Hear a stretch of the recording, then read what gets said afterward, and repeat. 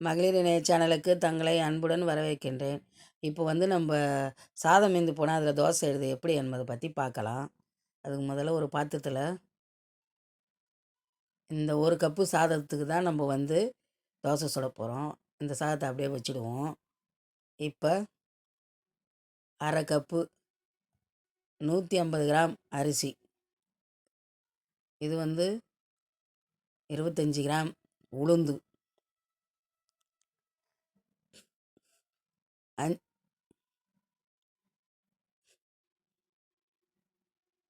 5 gram வெந்தயம் போட்டு தண்ணி ஊற்றி ஒரு 2 மணி நேரம் நம்ம ஊற வைப்போம்.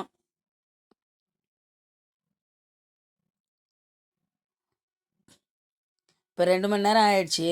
இது வந்து ஊறிடுச்சு. இப்போ வந்து இதை நம்ம அரிசியை கழுவிட்டு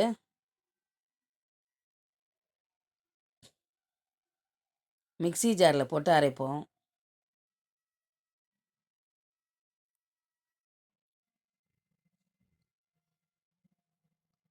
இப்போ மிக்ஸி ஜாரில் போட்டாச்சு.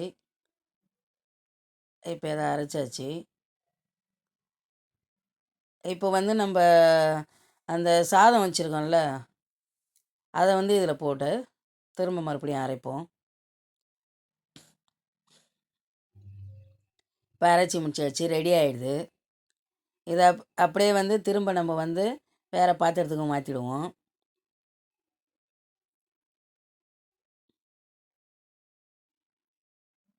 வேறு பாத்திரத்தில் மாற்றி அதில் வந்து தேவையான அளவு கல்லுப்பு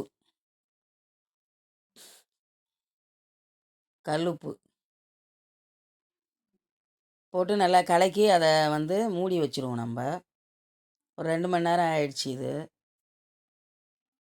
இப்போ அதை எடுத்துகிட்டு மாவு வந்து இப்போ நல்லா வந்து புளிச்சு வந்துடுச்சு.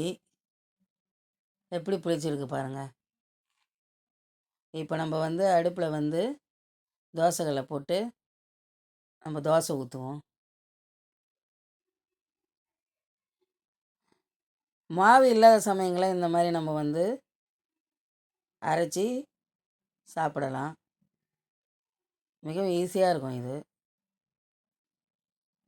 இப்போ தோசை ஊற்றியாச்சு. தோசை வெந்த உடனே அதை நம்ம திருப்பி போடுவோம். இது வந்து வெங்காய சட்னி, தக்காளி சட்னி, இந்த மாதிரி எல்லா சட்னியும் நல்லாயிருக்கும், சுவையாகவும் இருக்கும். நீங்கள் செய்து பாருங்கள். மேலும் சேனலை பார்த்ததற்கு நன்றி, வணக்கம்.